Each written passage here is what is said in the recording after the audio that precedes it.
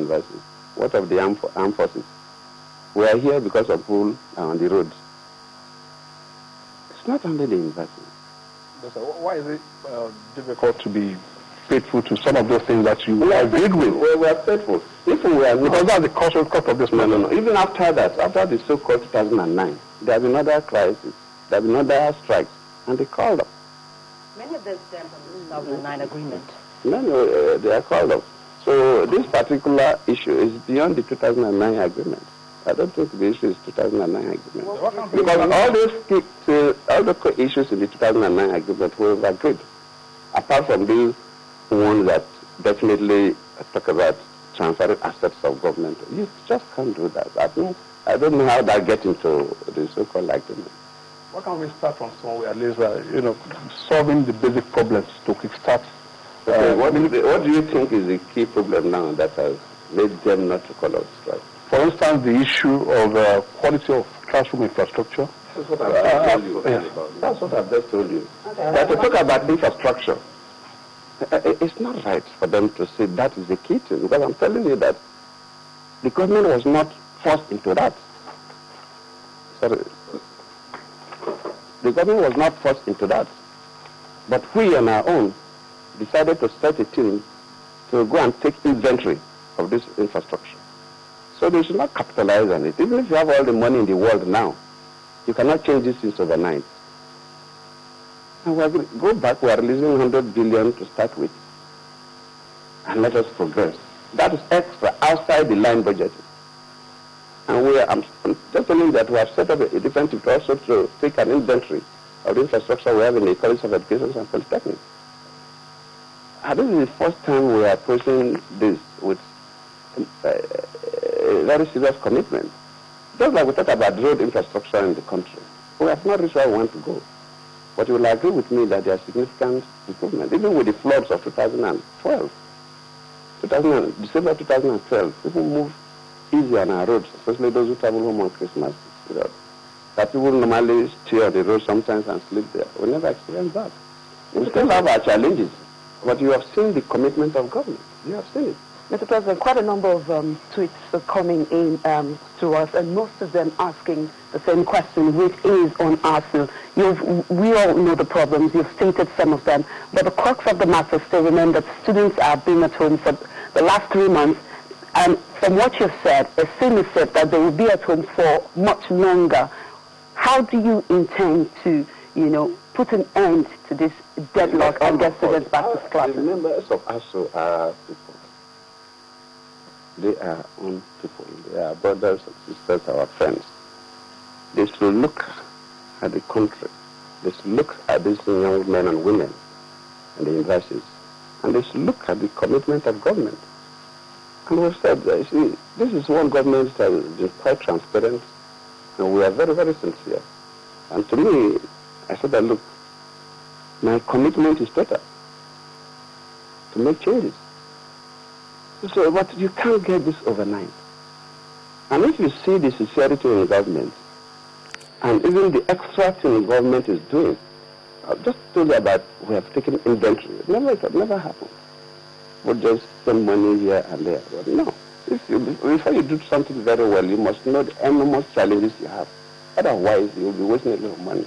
This is the very first time we have gotten that document to show the level of decay in the in terms of infrastructure in the university, from the hostels, the classrooms, the theaters, the laboratories, the libraries, cafeteria, and so on and so forth. And so we are going to address it.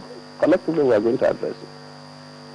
So you can't insist that except we close down all that departments of government and bring all the earnings of government and solve that problem overnight, that will not go back. Then you are also not... we should all plead with ASUU to go back. Mr. President, people are not very much concerned about ASUU because it is you that was elected. We didn't elect ASUU. So we look up to you to solve the problem of Nigerians. I see, that's what we are saying. See, Nigeria is, because of the situation in the country, just like the first question you asked. How hot is the city? The state-owned universities, for example, Is it Mr. President that will provide infrastructure? Then you ask yourself, why should a lecturer in a state-owned university go on strike if Mr. President has done something wrong? Why? Is it done anywhere in this country, in the world? The state-owned universities are owned by the states. These are questions we must ask ourselves. I must begin to look at our labor laws because of the excesses. There is nowhere in the world, even in the very developed society, that we all as human beings get the maximum of our expectation. It's not possible. But you must see the level of commitment of government. And so you should be able to judge, yes, if we promise that, look, give us time, we'll do this today, give us time, we'll get there. And you've said it's security and you're still insisting. It becomes something else. Why should lecturers in state-owned universities go on strike if Mr. President is not doing well? In a country where we talk about a federal system, where the states are semi-autonomous components of the federal system, where the president does not control the resources of the states. Why should what happen at the center affect the universities at the state level? Is it part of the reason why you said earlier on that there's politics in all of this? I wonder what politics has got to do with it. Well, I wouldn't comment on that. All right, There's politics everywhere, you know. Everything. Let's move a little. I don't know. And Mr. President, now the shortfall in revenue allocation seems to be a big challenge to this government. Some opposition members claim that this administration, this government is bankrupt. As the President of the Federal Republic of Nigeria, what is the true state of the Nigerian economy? it's just like he asked me and talks about politics. Sometimes people play politics with serious issues. Because for anybody to wake up and say Nigeria is bankrupt, how do you judge the country to be bankrupt? Bankruptcy. There must be some parameters you use. You don't just wake up from your dream or from your sleep and say Nigeria is bankrupt. Nigeria as a nation, in terms of foreign direct investment coming into Africa, more interest in Nigeria. Just talk to your colleagues outside. In fact, I just was given the privilege to ring the New York Stock Exchange, the traditional bell ringing to close the market for that day. And of course, we had a meeting with President Obama before we left for that place. And Obama even mentioned the President of the US. For them to give you the privilege to do that, that shows that the Nigerian business environment is very viable. That is an indication. So others know what is here in this country. A capital market, more than 50% of those who are investing are non-Nigerians. If Nigeria is bankrupt, everybody will remove their money overnight. Because those who read every day the business time magazines and so on that talk about the financial of the world, they have experts. And anybody who talks about Nigeria being broke is just playing politics with what he's supposed not to, or saying it out of extreme ignorance. What are the issues that came up? About June or July, because of the excess vandalism of pipelines and so on.